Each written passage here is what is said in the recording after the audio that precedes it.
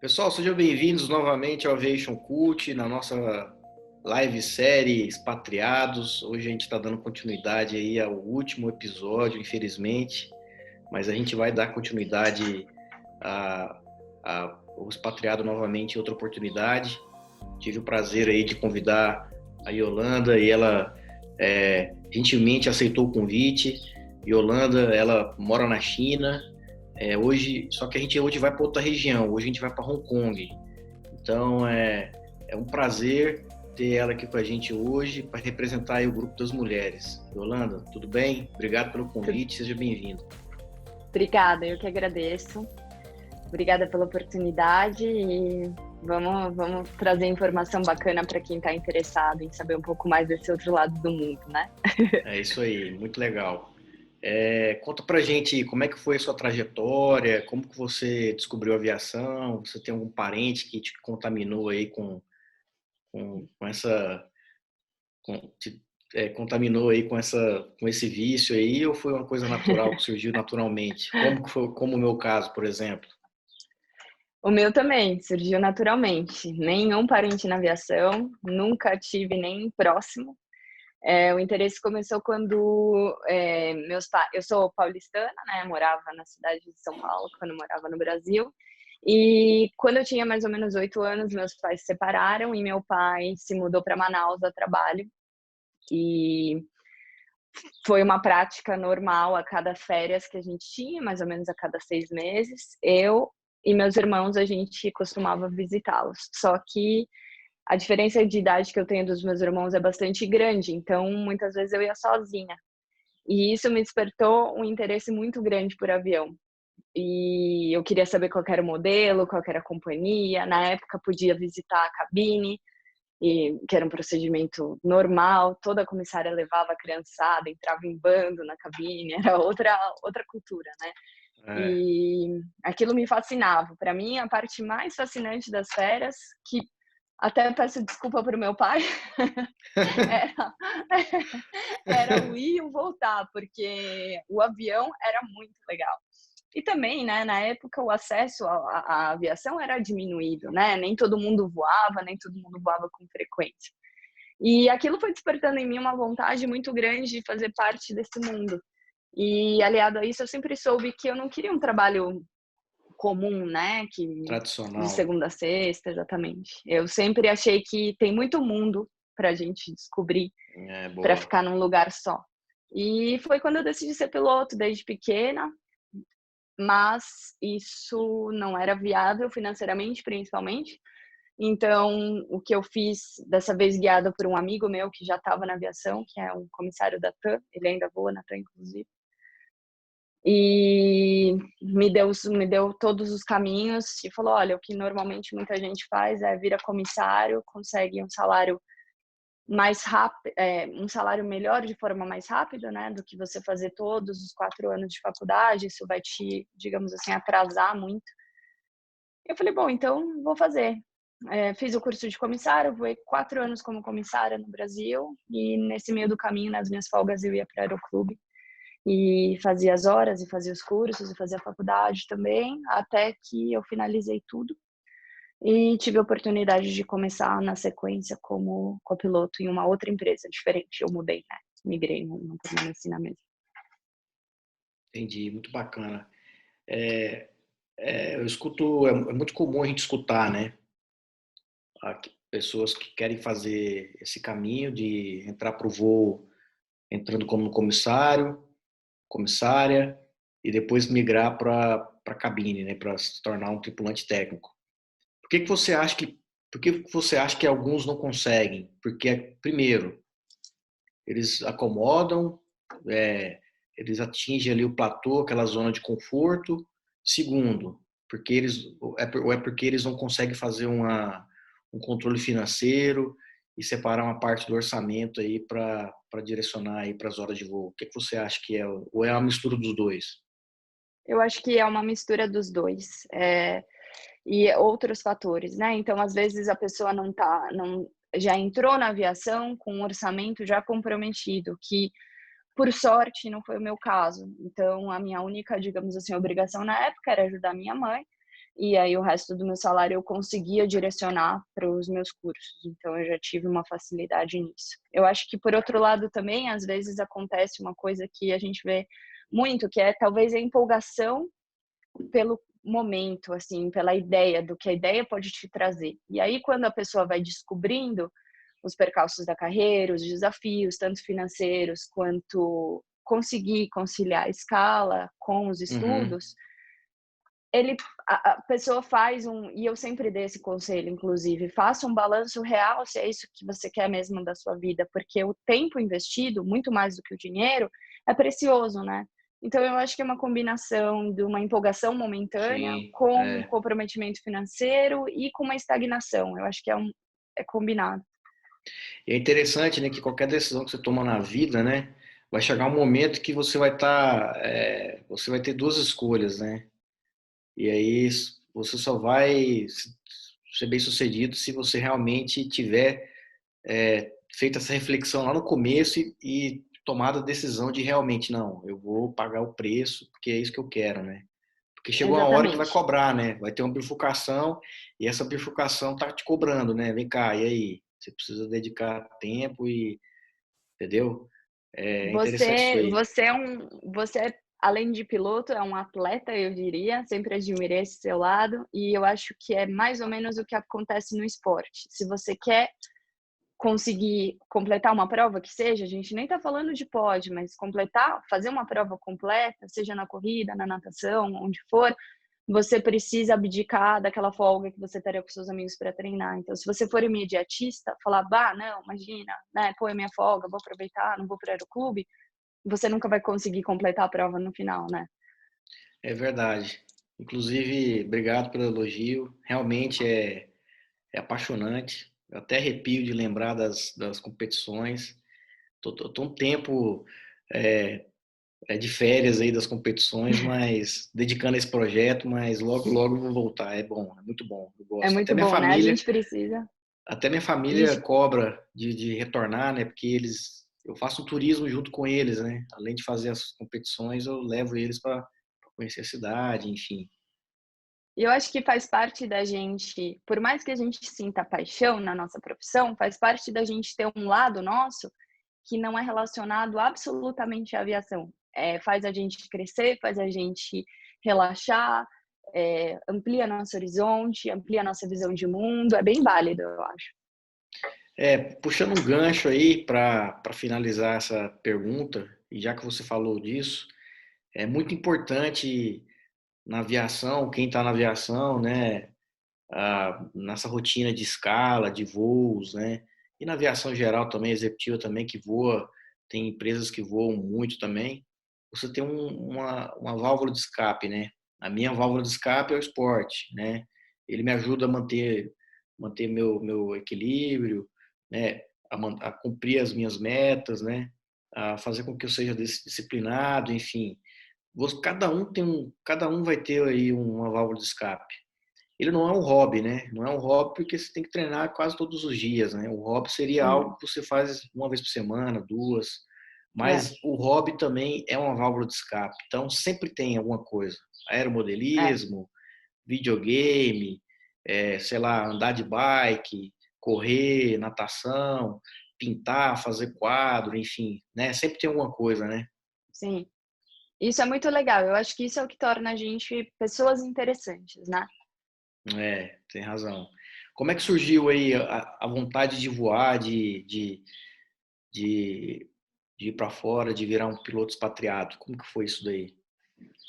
Eu acho que os pilotos expatriados ou os pilotos que querem expatriar vão entender o que eu estou falando, mas eu acredito que é uma pulguinha que está sempre lá em você. Então, em mim, pelo menos, ela sempre existiu. Como eu falei no começo da gravação, eu sempre tive esse fascínio pelo mundo. Eu acho que tem justamente isso que a gente estava falando, de ser interessante. Eu acho o mundo, as culturas, essa coisa muito interessante. Se a gente ficar só no Brasil, que é muito, muito rico culturalmente, a gente está se limitando demais. E então eu sempre tive essa vontade. Eu acho que antes até de entrar na linha aérea, eu já sabia que eu queria ser um piloto expatriado. E aí, quando você vai cumprindo as etapas necessárias para você chegar nesse processo, eu acho que tem uma hora que essa vontade ela fica quase que impossível de ser abafada. Latente. E então, fica latente, chega a ser, acho que quase que um incômodo, que ela tá lá sempre te cutucando, né? Oi. Para E como mim que sempre você existiu. e você se preparou? Como é que foi? Você usou alguma ferramenta? Usou algum recurso? Você foi visitar o local antes para você tirar a prova dos 9? Como é que foi isso daí? Ajudou, não Acho que ajudou? a preparação, eu acho que é 90% do processo. Primeiro, porque é uma decisão muito grande para ser tomada se você não está preparado. E se você não se prepara, pode ser um processo muito frustrante, porque certamente você vai levar um não em alguma das etapas. Então, o meu processo todo começou, como você mencionou, na visita do local. Então, eu tinha umas férias que eu não estava esperando, não estava planejando nada. E aí, como eu tinha uns amigos já morando em Hong Kong, eu decidi vir para cá, conhecer a cidade. E foi muito importante, porque eu tinha uma visão totalmente diferente de Hong Kong. E quando eu cheguei aqui, eu amei. Eu me identifiquei muito, foi muito fácil eu ter uma aceitação natural pelo ambiente. E aí, depois disso, veio a escolha da empresa, da parte técnica, né? E eu usei um site que acho que todo piloto expatriado acaba usando, que ele tem informações de pilotos que fizeram a seleção, que alimentam o banco de dados. Então, você troca informações com outras pessoas que passaram pelo mesmo processo que você. E até porque é um processo sempre muito dinâmico, né? Ele muda muito, e então você tem que estar preparado para todas as variáveis que você vai encontrar. Eu acho que isso é muito importante na questão toda do expatriar, porque caso isso não aconteça, caso você não tenha esse seu tempo de preparação e maturação da ideia, você pode até, de repente, o que a gente diz, colocar os pés pelas mãos, né? Então, Uhum. sim, você tem que estar preparado. Eu usava uma frase para minha família, para os meus amigos, que é assim: eu quero que o poder da escolha esteja comigo, não com eles. Então, eu quero ir fazer uma seleção e passar, e eu depois dizer e falar: não, tudo bem, estou preparada, eu vou. Mas não que eles decidam por mim, né? Então, eu acho que é importante. É o locus de controle, né? Você no controle, você que determina o Exatamente, rumo da sua vida. Legal essa postura. É um exatamente. mindset Porque pode forte, ser hein? Porque pode ser muito frustrante também, né? Dependendo de você, se aquilo é um sonho, se aquilo é realmente um objetivo, e você colocou muita energia naquilo mental, em projetar e sonhar mesmo, e aí vem alguém e fala, não, você não passou, o que é super comum também de acontecer, porque existem muitas coisas que estão fora do seu controle de estudo e de preparação, pode ser um processo muito frustrante também, né? Então, no que você puder, da sua parte, faça. E aí o resto, vem. Como é que foi a parte de os trâmites legais para você ir para aí? Então, a parte legal, digamos assim, de visto, de autorização de entrada de país, tudo, normalmente ela fica a cargo da empresa, né? Eles cuidam Ah, do seu visto de trabalho, eles cuidam da sua passagem, do seu processo de mudança, o que facilita bastante, né? Porque normalmente piloto não tem know-how nenhum dessa questão desse trâmite legal, né? Então, sim. essa parte foi bem facilitada. E como é que foi essa parte do. Aí você mudou, né? Você recebeu, né, a informação de que você foi aprovada no processo seletivo, no screening, né? E Uhum, aí eles te deram tempo, ó, ou foi assim, vem aqui semana que vem. Lógico que não, né? Porque até você se deslocar sim. aí, deve ter um tempo e tal. Mas foi um tempo razoável, 15 dias, um mês, 2 meses, como é que foi? Foi bem razoável. Na empresa que eu trabalho, eles inclusive, durante o screening, tendo você já recebido o resultado positivo ou negativo, você informa a sua disponibilidade para a empresa, porque dependendo de onde você está trabalhando no momento, cada empresa também pede um aviso prévio Sim, diferente, aviso né? prévio, é. Então, eu pedi para eles em torno de 3 meses a partir do resultado, que foi mais ou menos o que aconteceu. Então, dessa forma, eu pude cumprir o aviso prévio na empresa que eu trabalhava no Brasil, eu tive tempo de, nesse meio do caminho, organizar a mudança em si, e nossos itens pessoais, né? Então, carro, apartamento e tudo mais, porque isso não acontece do dia para a noite, né? Então, para mim, foi mais ou menos 3 meses, que eu acho que foi um tempo bacana. Legal. Como é que foi o treinamento aí, o ground school, simulador, treinamento em rota? Algo diferente? O que que te chamou a atenção aí? Caramba, que isso aqui no Brasil é diferente. Ou no É tudo, eu Brasil. acho que é tudo um diferente, né? É Ah, muito diferente, mas é um diferente também muito engrandecedor. Então, a parte do Ground School é bem parecida com o esquema que a gente tem no Brasil, na mesma sequência, e eu acho que deve ser mais ou menos assim no mundo todo. A diferença daqui para o Brasil, a primeira diferença que eu já encontrei, é que no Brasil a gente costuma fazer as aulinhas teóricas do avião, que são pertinentes a sistemas, performance, meteorologia, enfim, com instrutores da empresa normalmente. Pelo menos uhum. até onde eu sei, todas as empresas do Brasil têm o seu próprio centro de instrução e tal. Aqui não, aqui eles preferem terceirizar essa parte, né? Então, você vai para uma instituição que é conhecida no mundo todo por Ground School e simulador, aí você tem toda a parte teórica. Depois que você teve todo o preparo da parte teórica, aí você está apto a conseguir estudar para o simulador, também na mesma sequência. Então, o simulador também foi feito com instrutores terceirizados, seguindo um padrão Airbus, que, por sorte, foi bastante parecido com o padrão que a gente tem na empresa, porque a empresa que eu trabalho segue bastante os manuais da Airbus. O que mudou foi uma coisa ou outra de padronização, de call-out, que são as frases na comunicação padrão, mas de resto foi bem, a adaptação foi fácil. Aí, a partir do seu cheque de simulador, em seguida, aí você vira, digamos assim, um piloto oficial da empresa. E aí todos os cursos que você faz, aí agora sim, são dados pela empresa. Cursos bem parecidos com o que a gente tem no Brasil. CRM, emergências, security, safety. E a instrução em rota, existe uma diferença que eu acho que é bem mais cultural, talvez, que no Brasil a gente costuma dar, eu não digo que mais importância, mas eu acho que a gente teme naturalmente mais o simulador, por conta das emergências e tudo mais.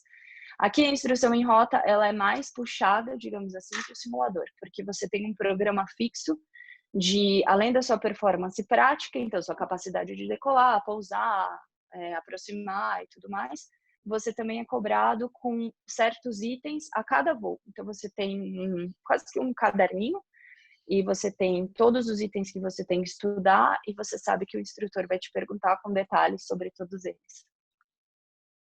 Bacana, legal.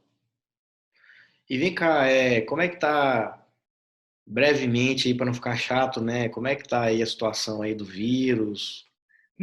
Como é que chegou aí na cidade? Como que foi? Não tem como não falar, né? É, É, aqui, pela proximidade da China, é um cenário surpreendentemente bom em números de casos e mortes. Aqui a gente está lidando com isso desde o final do mês de janeiro, apesar da chegada ter sido muito rápida, porque na época as fronteiras não estavam fechadas, então todo mundo estava viajando por aí, é natural que isso acontecesse. A estrutura da cidade facilita com que o controle seja maior, porque basicamente só tem um aeroporto de entrada, então fica muito mais fácil você controlar e monitorar os casos.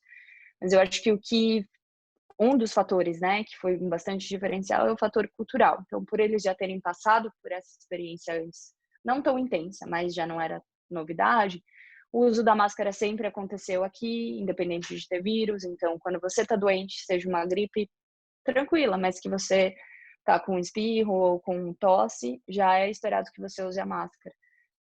Então, eu acredito que o governo em si, por si, também já tem um plano de ação mais estruturado para esse tipo de coisa. Porém, a aviação sempre acaba sofrendo, né? Principalmente porque hoje a maioria dos países da Ásia, eles estão com fronteira fechada, então isso inviabiliza os voos. Caramba. A empresa que você trabalha cessou as operações por completo ou está mantendo alguns voos? Cessou por completo porque o destino principal, na verdade, é o Japão, inúmeras cidades no Japão, e o Japão foi um dos primeiros países também a fechar a fronteira. Então, ficaria praticamente inviável decolar com 3, 4 passageiros que seriam só residentes retornando. Eu acho que eu posso estar falando alguma coisa que seja muito absurda. A gente é piloto, não sabe de finanças, né? Mas eu acho que isso gera um custo ao invés de uma economia para a empresa. Dessa maneira, eles resolveram suspender a operação até que as coisas estejam abertas, digamos assim, de novo, pelo menos possa ter um fluxo maior de passageiros. Essa parte cultural aí ela é muito importante, né? Muito relevante. Para você ver, né? O seu exemplo que você citou aí, né? Mais de 2.000 casos, né? Você falou aí somente 4 mortes, se eu não me engano, né? Aqui tiveram 1.040 casos com 4 mortes até agora. Aí, metade, 1.040, né? 4 mortes. Aqui no Brasil, por exemplo, no meu estado, foi liberado, né, o decreto, o lockdown ele está flexível, alguns mercados, algumas instituições, né, reabriram as operações, só que as pessoas não estão respeitando, entendeu? Não estão usando máscara, elas estão se aglomerando. Então, assim, a, a falta de consciência, a falta de entendimento do que está acontecendo ainda falta mesmo. Tanto é que possivelmente amanhã vai ter um decreto que ele vai lockdown 100% Completo, né? novamente, completo, por Aqui causa nunca disso chegou aí. nesse caso, nunca chegou nessa situação, nesse extremo. O que aconteceu foi que fecharam lugares que possibilitariam grandes aglomerações, então a Disney foi uma das primeiras a fechar, tem um outro parque como se fosse a Disney aqui também fechou, as aulas foram suspensas desde o começo de fevereiro, mas shoppings, restaurantes, eles continuaram, porém, sempre adotando medidas que evitem aglomeração. Então, você tem um limite de pessoas dentro de uma loja, é muito comum que você tenha a sua temperatura testada antes de entrar. O restaurante, eles separam uma mesa, você pode sentar, outra bloqueada e assim vai. Eu acho que eles conseguiram encontrar um meio do caminho para não inviabilizar completamente o comércio, mas ter controle do vírus ao mesmo tempo. Como que é aí as pessoas, nativo, como é que é? Onde você mora, a grande maioria, eu imagino que deva ser estrangeiro, nativo deve ter muito pouco. Como é que é essa parte de clima também? Você sentiu muita diferença? O que que você tem para falar para gente sobre isso? Hong Kong, eu acho que uma das coisas mais encantadoras daqui é que é extremamente internacional, em todos os sentidos. No sentido de opção de comida, então você tem comidas do mundo todo, você tem pessoas morando que vêm do mundo todo. Eu, inclusive, conheci pessoas que eu confesso que eu tive que depois pegar o Google Maps ali para dar uma olhada para ver onde ficava aquele país, porque nunca imaginaria. Então, você tem essa mistura cultural muito interessante. Isso ajuda, eu acho, que o choque seja minimizado, porque de alguma maneira você sente que você também vai ter teu espaço ali, né? Tem tanta gente de tantos lugares, é tão diferente, então não é tão fechado, digamos assim, pelo contrário, é muito aberto a estrangeiros. A cidade é multicultural e inúmeras opções em todos os sentidos, restaurantes, bares, opções de lazer. Então, tem desde bares muito bacanas, com toda aquela visão dos prédios que Hong Kong é conhecido por isso, mas também tem praia, tem trilha, é bem diversificada, o que torna ainda mais interessante. Agora, o clima, eu acho que é o meu maior, a minha maior dificuldade, porque além de ser bastante quente, a maior parte do ano é muito úmido.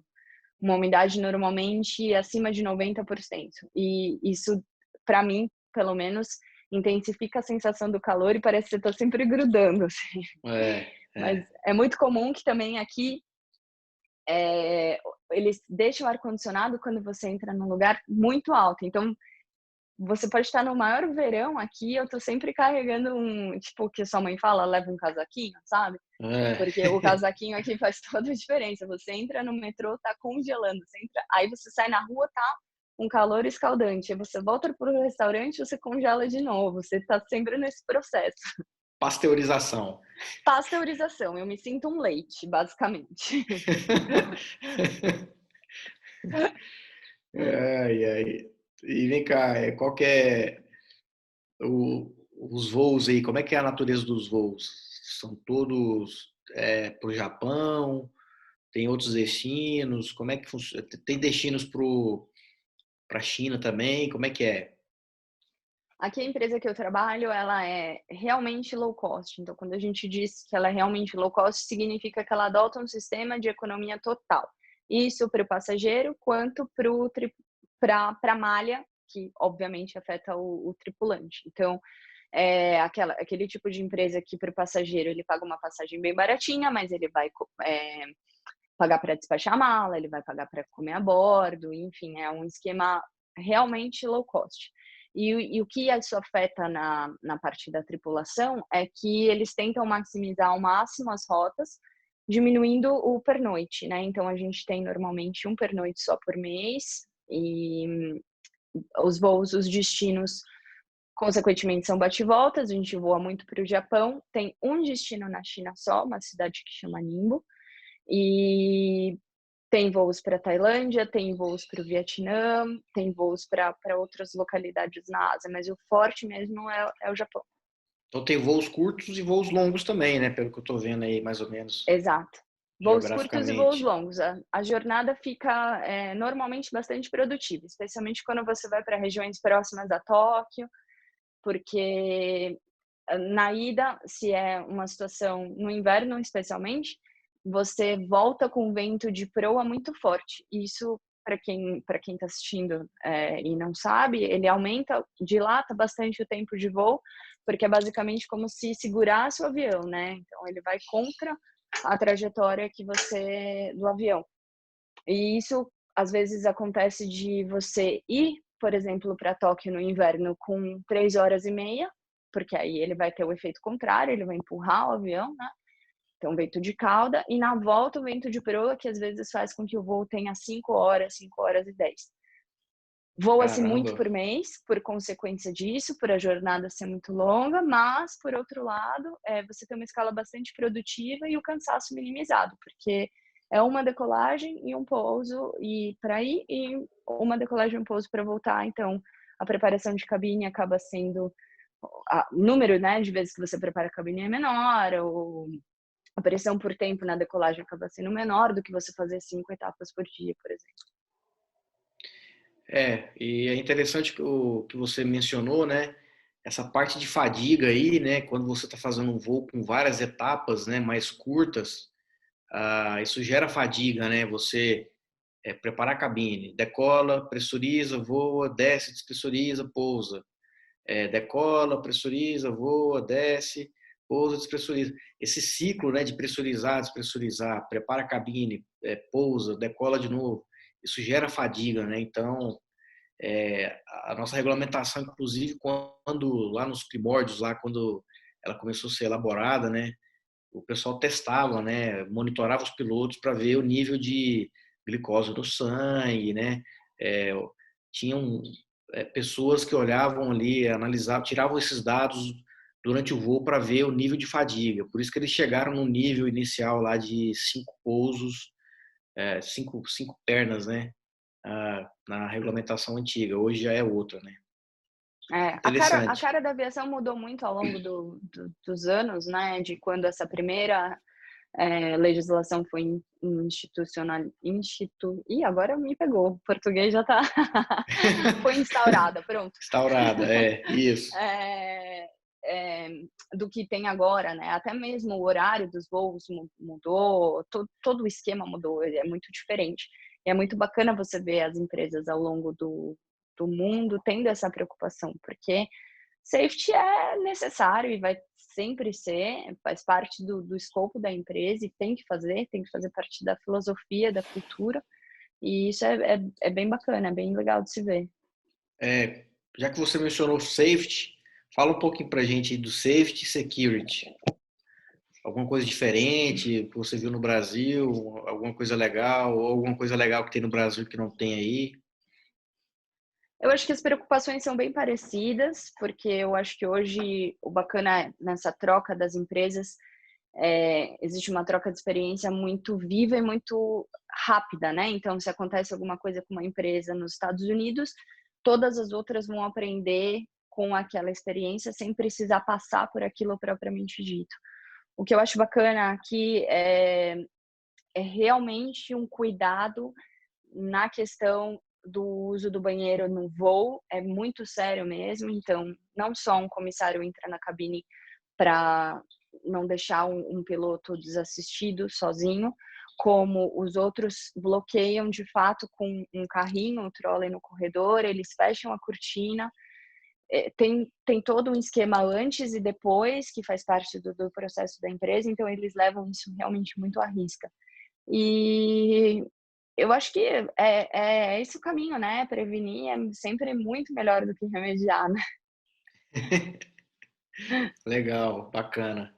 E da parte de safety é tudo normal, tudo igual aqui no Brasil.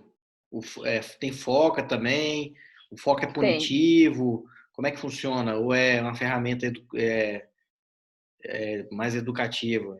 A gente sabe que, né, o foca punitivo não é abertamente implementado, não pode, né? Mas tem empresas que Exatamente. já usaram dessa prerrogativa aí de estar monitorando os dados do voo para punir o piloto, né?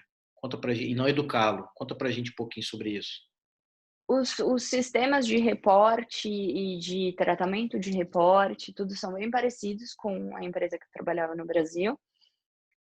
Eu acho que uma diferença bacana que a empresa que eu trabalhava no Brasil estava tentando, tinha projetos para que isso acontecesse, mas ainda não tinha sido viabilizado, e aqui já foi, é você conseguir, assim que você chega em casa, o seu voo, os dados do seu voo através do Foco, que é esse programa, né, que faz o monitoramento da parte de tudo que aconteceu no voo, no sentido da operação, você consegue checar o seu voo, obviamente, você não tem acesso ao voo dos outros colegas, através do seu iPad na sua casa. Então, isso é bacana porque acho que esse é justamente o intuito do programa.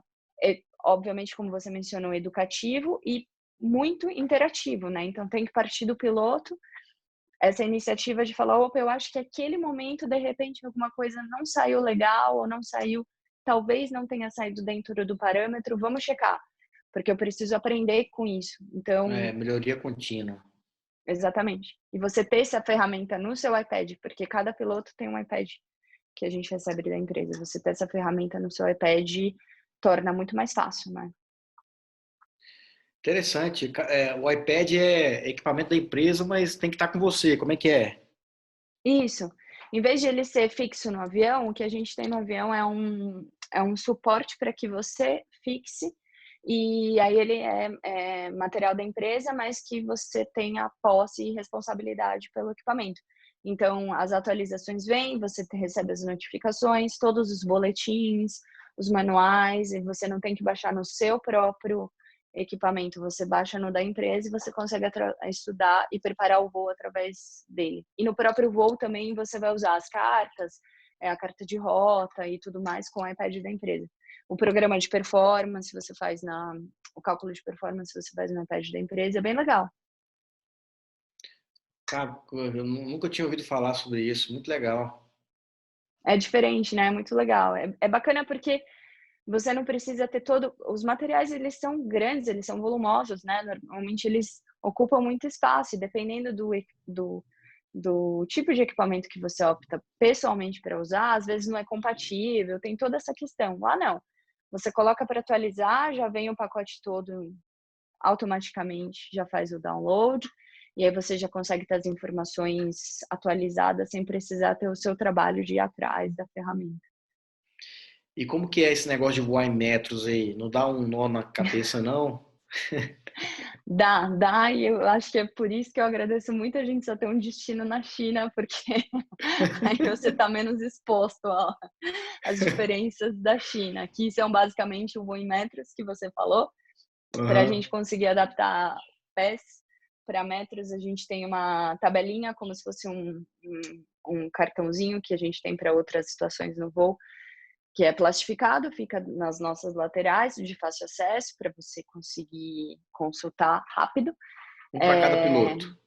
um para cada piloto. Aqui em Hong Kong, Legal. como esse voo é muito próximo da fronteira, então quando você está indo para esse destino, que no nosso caso é Ningbo, a cidade de Ningbo, por enquanto é a única que a gente tem na China, é, com mais ou menos 20 minutos de voo, 15 minutos de voo, você já está no espaço aéreo chinês, digamos assim, e aí você já tem que fazer toda a correspondência, a comunicação e o ajuste em metros. Além disso, é muito comum que, por conta das restrições das aerovias, que são maior parte militares, a gente voe baixo. Normalmente, a gente voa muito mais baixo do que a gente voaria para outros destinos. E as empresas já estão cientes disso, então o cálculo do combustível é diferente. Então, já é esperado que isso aconteça. Ah, que legal. Então, por exemplo, mas todos os destinos, isso depende do dia, do NOTAM, ou já é planejado? Já é planejado, ó, todos os voos para a China a gente vai o nível baixo. Então, coloca a quantidade de combustível, porque já para ser conservativo. Não, ó, hoje vai ter operação nível baixo, o espaço aéreo militar ele tá ativado. Então, como é que funciona? Quando tem algo que é muito discrepante, sim, vem notando, mas já se espera um voo mais baixo. Ah, então já Então, saiu o planejamento. já sai normalmente um planejamento com aquele voo mais baixo. E aí, conforme o voo vai acontecendo e a disponibilidade da aerovia, é natural que para uma economia de Sim, combustível a gente solicite voos mais altos, mas normalmente eles são negados. é mesmo. Sim. Vem cá, a empresa tem um programa de economia de combustível, ela incentiva isso. Existe um bônus com relação à quantidade, à meta lá que você atingir? Como é que é? Não existe uma meta ou um bônus em relação a isso. Existe uma cultura de incentivo à economia de combustível, mas, por outro lado, o tipo de voo que a gente tem na Ásia também não ajuda que ele seja muito implementado. Então, por exemplo, como eu falei, essa questão do voo mais baixo para China, aqui o espaço aéreo às vezes é muito compacto, então faz com que as aproximações e as decolagens elas sejam muitas vezes conflitantes, o que faz com que a gente às vezes desça muito antes do que a gente desceria, gastando mais combustível. Mas isso é mais por conta das limitações do espaço aéreo e da cara, digamos assim, do voo de um lugar que tenha muitos voos, né? Do que a empresa em si. Então, é muito comum que você receba vetores para aeroportos que são muito movimentados, dependendo não nessa condição que a gente está agora, né? Mas dependendo do tráfego aéreo e do horário na volta de Hong Kong, é bem cheio. Então, às vezes é comum que você faça espera. Então, acho que as empresas, elas até tentam, obviamente, né? Todo mundo está falando de economia de combustível hoje por uma questão financeira e por uma questão também de me fugiu a palavra agora. Sustentável? Sustentável? Sustentabilidade, era isso que eu queria lembrar, Sustentabilidade, é. sustentabilidade. Mas às vezes a própria operação não viabiliza que isso aconteça. Legal. Muito bacana. Conta pra gente aí como é que funciona essa parte de progressão de carreira. Você é funcionário da empresa ou é um contrato que a gente já mencionou aqui com as agências? Como é que é? A empresa que eu trabalho não trabalha com agência, então é direto empresa com um empregado. São contratos de 3 anos, sempre renováveis, a maior parte deles renováveis. Eu nunca vi a empresa não querer renovar o contrato sem razões para aquilo. Às vezes uma razão de uma falha técnica ou comportamental, mas nunca por simplesmente não querer renovar o contrato. A progressão de carreira ela acontece de forma voluntária do piloto. Então, uma vez que você esteja dentro de todos os requisitos da empresa para que você vire comandante, você se candidata a isso. Você não tem que esperar que a empresa te chame. E isso é bem interessante, porque dependendo do caso, às vezes você não está no momento, você está pronto, você tem todos os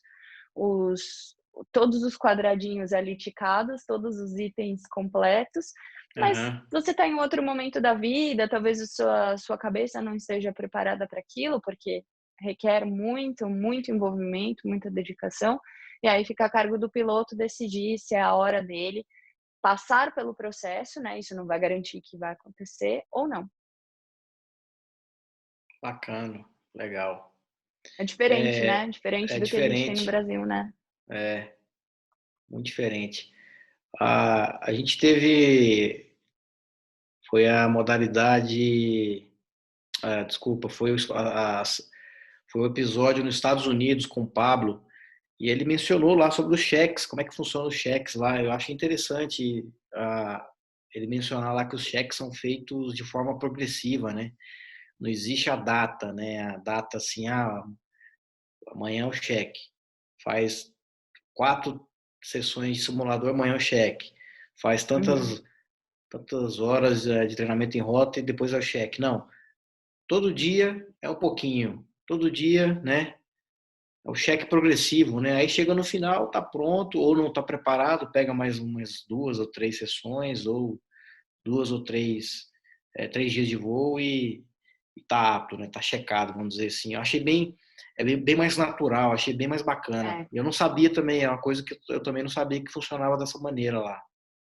Eu também não, e se você pensar bem, eu acho que de repente às vezes é até mais justo, né? Porque todo É, piloto já passou por um dia de cheque que teoricamente você pode estar bem preparado, você estudou, você sabe o que vão te perguntar, você tem confiança na sua performance, mas pode acontecer algo externo, totalmente alheio à sua vontade, que de repente faz com que toda aquela sua preparação seja comprometida, porque a gente é humano, né? a gente é humano, a gente erra. Todo ser humano, quando ele está sendo submetido a um teste, né, independente de qual seja, né, de qual área, em torno de 25 a 30% da capacidade dele está comprometida, né? Então, assim, é lógico que Exatamente. tem pessoas que conseguem controlar isso daí. Eu sou muito tranquilo. Para mim, todo dia é um voo de cheque. Então, assim, eu sei que por mais que eu esteja tranquilo, alguma parte da minha capacidade também, né, de cognitiva talvez, a capacidade técnica pode ser comprometida também, muito pouco, mas pode, por mais que eu seja tranquilo. É, É essa natural, é muda muito é natural. natural, exatamente, é natural.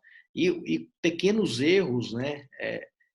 É impossível você não cometer pequenos erros no voo, né? Então, erros simples. Você falou uma frequência, você entendeu ao invés do 0, um 8, né? É, É um erro muito comum, né? Nível de voo 1 no 0 com 100, né? é, Inclusive, é, o nível 100 e o nível 110 são os níveis que mais ocorrem aquela level bust, né? Então, é. assim, é interessante, né? Porque as pessoas confundem, né? É natural, é cognitivo, né? Eu acho que esse, como você estava falando, principalmente da questão da compreensão dos pequenos erros, aqui eu diria que esse é um dos grandes desafios do piloto expatriado, porque por mais que você tenha toda a capacidade de falar inglês, você se comunique bem, tudo mais, uma coisa que você esquece de levar em consideração, especialmente quando você voa numa região como a Ásia, que o inglês não é a primeira língua de praticamente nenhum país, você tem que levar em conta os diferentes sotaques, né? E isso chega até a ser engraçado, porque em algum momento o piloto expatriado da Ásia vai falar: puxa vida, mas será que eu sei falar inglês mesmo? Porque eu não tô entendendo nada daqui. E é Eu muito lembro. e é muito chega a ser engraçado, porque os instrutores, eles já sabem que isso é, na verdade, um processo de você se acostumar com o sotaque. E no começo é normal, você não vai entender. Então eles já até olham, assim, pra sua cara do tipo: "Entendeu?". É mesmo. E aí você tenta dar aquela disfarçada e às vezes você fala: "Eu não faço ideia do que essa pessoa tá falando". Esse exemplo que você trouxe aí me fez lembrar quando eu fui fazer um intercâmbio lá em Boston, né, em 2007. E aí eu fiz tudo por conta, peguei, voava naquela mesma empresa que você voava também, né? Uhum, Lá como comissário, quando você começou sua carreira. Aí eu peguei um benefício até Bogotá. De Bogotá eu comprei uma passagem até Boston usando uma low cost americana. uhum, E aí peguei os eu peguei o Skype na época, ali, antes da viagem, né, me preparando para escolher uma escola que fosse, né, comportasse ali o meu orçamento financeiro e coincidisse com a data que eu chegasse lá, né? Eu ia ficar pouco mais que 30 dias. E já aproveitava e já ia treinando, né? Então eu ia uhum. ligava na secretaria das escolas, ia conversando até que eu achei uma escola.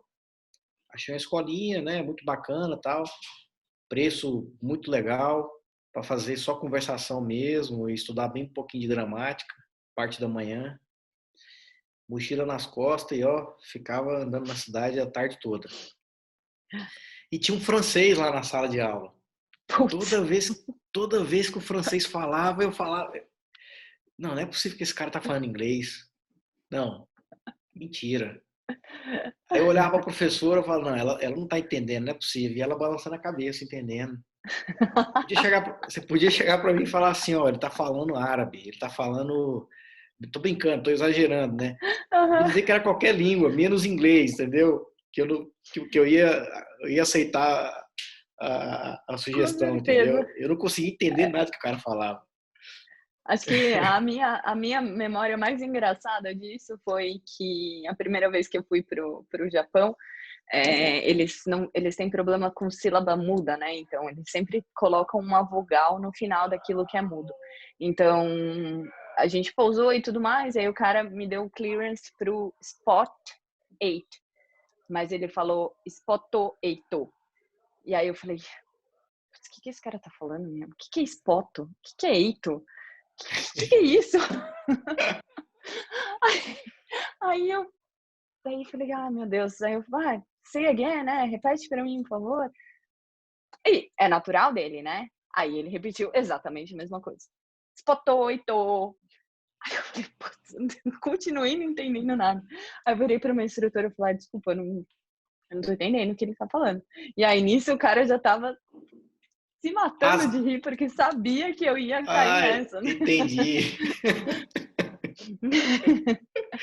E aí ele falou: "Ah, spot 8". Eu: "Ai, meu Deus, onde ele tirou esse "o" no final?". Conta pra gente aí, se já aconteceu alguma coisa aí voando com algum piloto estrangeiro aí, algum comandante que é de outra nacionalidade, alguma coisa engraçada, ou não aconteceu nada? Aqui o ambiente de cabine é muito legal, porque a troca é muito válida, né, a empresa conta com o grupo de pilotos, eu acho que mais de 95% é expatriado, então tem gente do mundo todo, e além da questão do idioma, do sotaque que vem com o inglês, né, apesar do inglês ser a língua oficial da empresa, cada um vai falar inglês do seu jeitinho. E vem também as diferenças culturais, né, então acho que o que me vem em mente, assim, agora de rápido, assim, uma vez que eu estava voando com um comandante indiano e a gente acha que a gente conhece as comidas ao redor do mundo, mas na verdade a gente conhece a versão brasileira das comidas ao redor do mundo, né? Porque só no Brasil, por exemplo, você vai achar uma pizza de estrogonofe, né? Se você for para a Itália e falar que você coloca estrogonofe em cima de uma massa de uma pizza, ninguém vai aceitar isso, O né? italiano morre de infarto, né? É a mesma coisa do cream cheese para o japonês ali no sushi, né? E óbvio, já tinha tido contato com comida indiana no Brasil, mas não era a comida talvez indiana que eu esperava que ele fosse comer. E aí quando ele trouxe a comissária trouxe a comida quente pra cabine, o cheiro, não sei se era curry, o que que era, aquilo foi potencializando e eu falando: "Meu Deus do céu, como que eu vou aguentar aqui esse cheiro?". E aí, pô, você, obviamente, você não vai ser indelicada com a pessoa, até porque a gente tá falando de comida também, né? Sim, E aí aham. ele fala, você quer experimentar? Pô, você tem certeza que você não quer provar? Eu, não, comandante, imagina, pode comer, fica à vontade. Vai, usufrua da sua refeição pensando, de jeito nenhum. Mas Vem acho cá. que você sabe da famosa frase que a gente tem no aviação no Brasil, que é a arte de ser copiloto, né? É, exatamente. Tem que, né, fazer o meio de campo, Você né? vai, oh! Mas ainda bem que ele não insistiu, né? Porque senão, imagina, Eu falei, oh, meu Deus, e agora? caramba, será que eu vou ter que experimentar só por educação, né? Ia ser bem engraçado. E no final eu poderia até ter gostado, de repente, né? Quem sabe? Então, com a experiência que você tem, né, que você voou bastante tempo como comissário, né? Então você tem uma experiência relevante, né? E o que que você viu de diferente aí no dos comissários aí? Como é que é o serviço de bordo? Tem alguma coisa diferente? O tratamento, a tratativa com o cliente, com os pilotos também? Ou, não, ou é tudo igual mesmo? Nada de diferente? Não, é bastante diferente. O que a gente chama de power distance, né? Que existe essa distância entre cabine e tripulação comercial.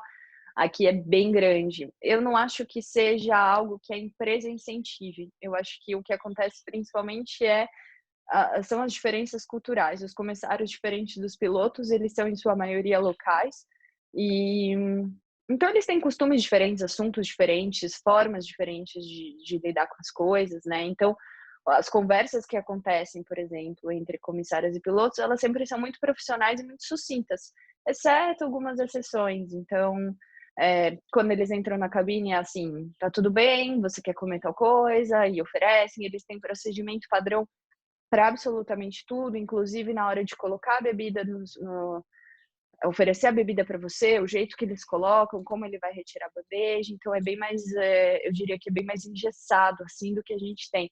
Mas eu acho que novamente é algo muito mais relacionado à cultura do local do que à cultura da empresa em si. Legal.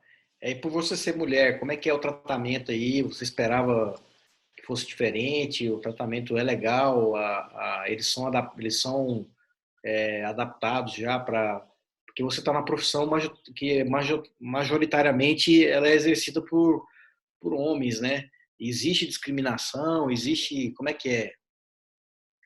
Eu acho que, apesar da empresa que eu trabalho hoje tem um número super baixo de mulheres, por conta dos pilotos que são estrangeiros e com outros costumes, com outras manias, com outros vieram de outras empresas, de outra aviação, eu não vejo esse problema, assim, eu nunca fui tratada de forma diferente por ser mulher. Eu acho que eles já estão habituados a ver mulher como capaz de ser piloto e eles respeitam e te tratam de forma igual. Eu vou ser bem sincera, eu acho que às vezes de forma até mais gentil e delicada do que seria na hora de passar uma mensagem do que seria para um homem, né? Talvez se fosse um cara, de repente ia ser mais Sim, estúpido, mais direto, e por ser mulher, talvez às vezes eles tomam um pouco mais desse cuidado. Então, eu não vejo muita diferença, não. Pelo contrário, eu acho bacana, que é bem bacana. A legal. recepção é bacana. Aí tem o outubro azul, outubro rosa também, como é que é? Não, eles não têm, eles mencionam, você vê alguma coisa ou outra pela cidade, mas eles não têm essa cultura dentro da empresa de fazer a campanha. Ah, bacana. Bom, a gente poderia Eles ficar têm aqui. eles têm, só para complementar, assim, eles têm, eu acho que coisas mais, eu diria que festas e temas mais locais. Então, quando é Ano Novo Chinês, por exemplo, você vê que vai ter alguma coisa, alguma decoração diferente, alguma coisa que eles oferecem para o passageiro que é diferente. Tem também é, as celebrações que eles têm, que são bastante inerentes do local, eles dão bastante atenção. E isso eu acho legal, porque daí também gera uma oportunidade da gente conhecer, né? Coisa que a gente não sabia. Legal. A gente tem poderia ficar aqui, né, conversando por horas, porque é um assunto que são duas paixões aí, né? O mundo fora, né, da nossa zona de conforto, né, que é falar de outras coisas, outra cultura, é uma coisa que eu gosto muito, e aviação, né? E você também, né? É, São duas paixões aí que a gente poderia falar de com coisas, né, certeza. por horas, né? Eu quero agradecer, e quero deixar uma mensagem para quem ficou com a gente até o final. Fica à vontade também para você complementar, mas é uma frase que você mencionou bem no começo, eu vou me apossar dela, porque eu achei uma mensagem muito forte, muito boa mesmo. E, e isso está bem claro dentro da sua personalidade e por que que você está onde você está hoje e porque eu tenho certeza que você vai conseguir sucesso na carreira e atingir seus objetivos assim com sucesso mesmo. Você falou assim, ó, tem muito mundo para ficar em um lugar só. Essa É, frase é muito forte, né? Então, assim, e o momento que a gente está passando agora, essa frase, você tem que copiar ela e sempre estar lembrando dela. Então, com assim, certeza. ficar num lugar só, não seja fixo, seja flexível, aprenda uma habilidade nova, né? Se você perder seu emprego, se prepare. A época de crise é a hora que você mais tem que se preparar, entendeu? Não deixe de estudar. Exatamente. Se você está Exatamente. começando agora a carreira, acredite que você vai chegar lá, entendeu? A aviação tem uma gama enorme de possibilidades. Se você ainda não conseguiu entrar na aviação comercial, tem outras aviações boas também. A aviação executiva também tem muita gama também para você atuar. Tem patrões que são legais. Assim, como tudo na vida, tem o lado bom e o lado ruim. Então, assim, Exato. pega essa frase, reflita,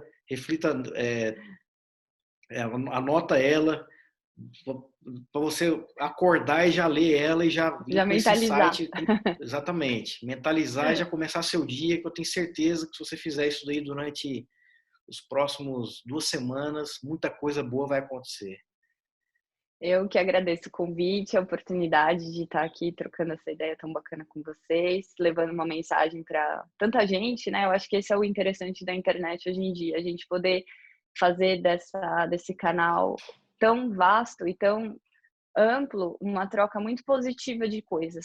Já tem muita É, negatividade por aí, a gente tem que passar mensagens positivas. Então, acho que a minha, para finalizar, eu sempre tive uma coisa dentro de mim desde criança para qualquer desafio que eu pensava, bom, se tal pessoa fez, eu também consigo fazer. Então acho que não é uma questão, e isso é importante a gente ressaltar. Comparação na aviação, ela nunca é benéfica quando você se diminui, sim quando você se aumenta. Então você não pode pensar assim, ah, poxa, meu colega já conseguiu emprego e ainda não consegui, ou ah, ele já tirou tanto no ICAO e eu ainda estou no nível tal. Não, pensa, poxa, se meu colega conseguiu um 5, um 6, eu também vou conseguir. Se meu colega hoje está numa linha exatamente. aérea, eu também vou conseguir, porque a capacidade ela é inerente a todo mundo, basta se dedicar e querer. Exatamente. A única diferença é o tempo. Cada um tem seu tempo, Exato, né? exatamente, Cada um tem seu tempo. exatamente. Então, eu achei bacana você falar isso daí. Obrigado, fiquei muito feliz. Nós do Aviation Cult, eu particularmente, fiquei muito feliz de você ter aceitado o convite, porque para encerrar aí esse projeto nosso aí, o Piloto Expatriado, com a presença feminina e você, né, que é altamente qualificada, a gente já voou junto, então, assim, eu fiquei muito feliz mesmo. O convite está aberto, a gente quer fazer outros episódios, certamente depois aí que passar o coronavírus, né, e se Deus quiser vai passar em breve, para a Vai gente passar. falar como que foi a retomada, entendeu? E falar um pouco mais de como é que está aí na aviação. Exato. Obrigada, eu que agradeço novamente, desejo sucesso para todos e vamos continuar nessa troca positiva de informação. A gente precisa ter a cultura do se a gente se ajudar, todo mundo junto vai mais longe. Beleza, conte com a gente também, ó. Me passa o endereço, vou te enviar essa Ah, que canetinha. legal. Muito obrigada. E a fitinha, Piloto adora uma caneta, né? e a fitinha também para usar, ó. Ó, legal. Muito obrigada. Tá Obrigada pelo bom? convite, pelo presente, pelo carinho. Desejo muito sucesso para vocês. Beijão. Tchau. Um beijo. Tchau. Beijo.